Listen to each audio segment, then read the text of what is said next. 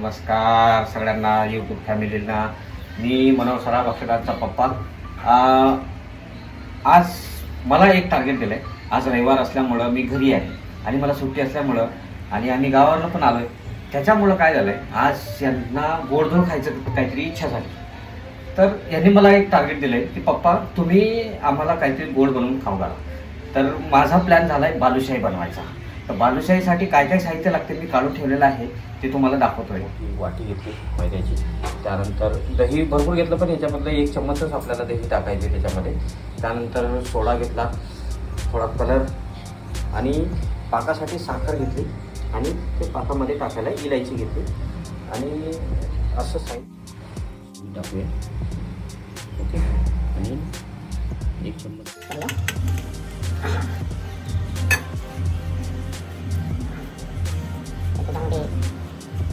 त्याच्यामध्ये आहे ना थोडं तूप पण लागेल, म्हणजे जेणेकरून आटा आपला हा नरम होईल.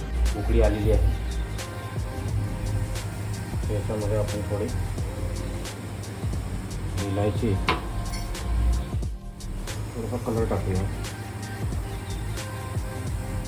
नरम झालेला आहे आटा. ठीक आहे, याचे 2 गोळे करूया.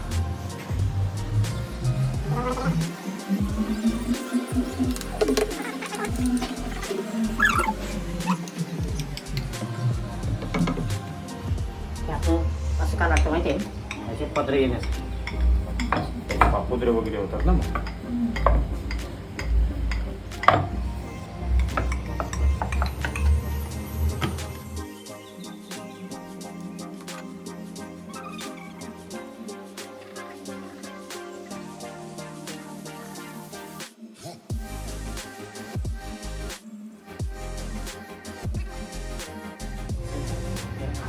थोडं नॉर्मल गरम झालेलं आहे आणि थोडं नॉर्मलच पाहिजे. म्हणजे मैदा आहे आतून शिजन.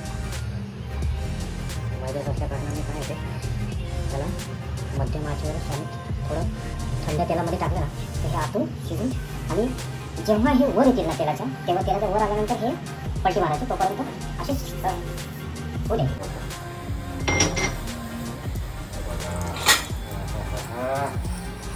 याला म्हणतात बालुशाही. मस्त सगळं तेल याच्यामध्ये निघालेलं दिसतं मला. काहीच तेल दिसत नाही. असेच कारण हे गरम आहे, पाक थोडा थंड झालेला आहे. किंवा मग पाक गरम असला तर हे थंड पाहिजे.